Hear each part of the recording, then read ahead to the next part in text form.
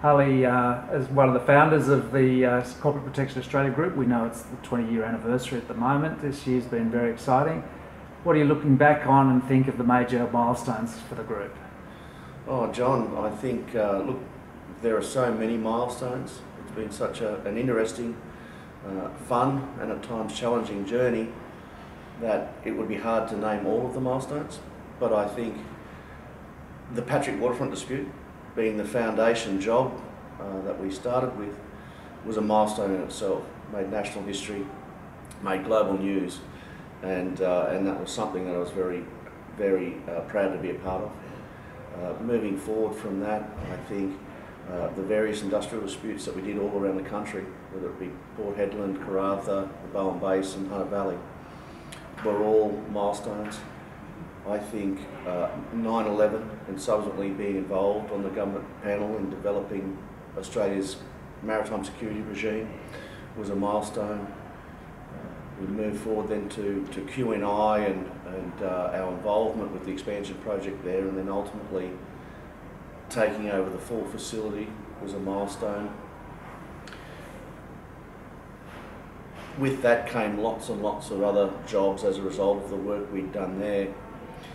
Developing the consulting arm, a serious consulting arm, a training and education business, medical business, and a fire and rescue business were all milestones in themselves as we developed further capability.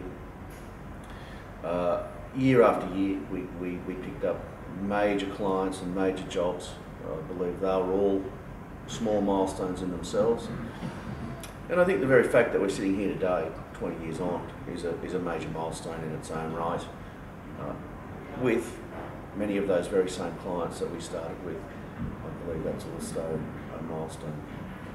Well, it's turned into a huge company now, hundreds of staff, and but I'm sure there have been challenges along the way. There sure have. And look, I don't know how huge we are. I think, you know, certainly we've grown and we're no longer a small company. I'd like to think that we're still a family company, certainly with a lot larger footprint these days. The challenges, there's challenges every day in this business, there's challenges every month and every year. I think for us the major challenges was the downturn in the resources sector. Started in 2014 where coal prices fell off the cliff. We knew that was coming.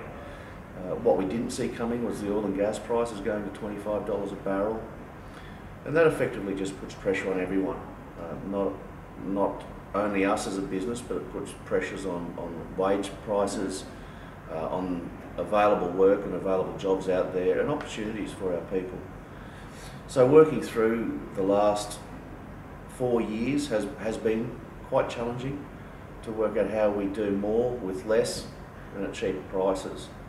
I think one of the other great challenges has been when we see competitors come into the marketplace that discount work, which again just affects everyone. It means that we've got to try and keep within a price point, but our staff suffer, we suffer, everyone suffers, and it's not conducive to good business. But we're still here, and we see that turning as I speak. So one of the hallmarks of the company is, you know, your involvement, whether it's with clients or staff. What are the things you're probably most proud of over that period? Oh, look, there's many things I'm proud of, and I'm asked this question often at the various different forums I go to or speaking engagements I attend. The thing I'm most proud of is being able to come to work with good people I like, people that are my friends, and enjoying a work space that is fun to be at.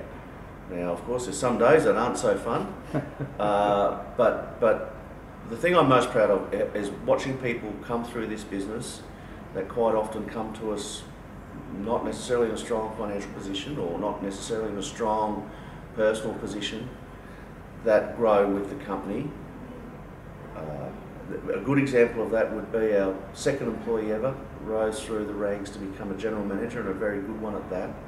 He came with a an EA Falcon sedan that he owed $12,000 on. I think it was worth $1,000 at the time. He aspired to buy himself a BMW. By the time he'd finished, he'd had $1 million plus house. He'd owned his BMW.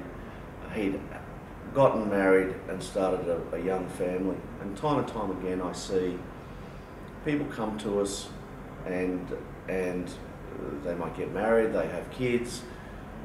Being a part of that situation is incredibly rewarding for me. Watching people grow and be better or walk away more financially prosperous than what it was when they joined us. And that's the things I'm most proud of. Look, well, so congratulations on a fantastic 20 years. What's the future hold? Are you here to stay? Well, look, I don't see myself going anywhere soon. Some days, if you ask me that question, I might think otherwise. But no, look, you know, we've just been through 4 years of very hard times, and we're not out of the woods yet. But we see that the resource prices have lifted. We see market pressure now coming to play as the miners and the oil and gas guys are all spending more money and expanding their own operations.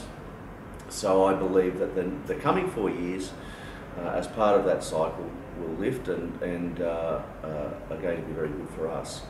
We're involved in a number of discussions that are very exciting on new projects, new jobs that we know are coming through. I'd like to tell you about a couple of those right now, but look, we're pretty confident that this coming 12 months in its own right is going to be very exciting.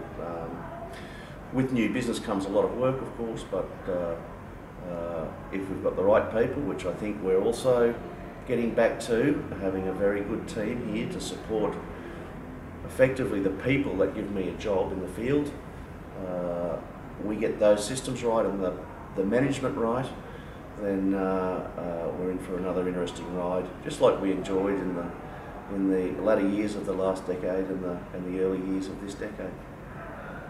Well, congratulations on 20 years and many thanks for your time. Well, thanks very much, John. I appreciate it.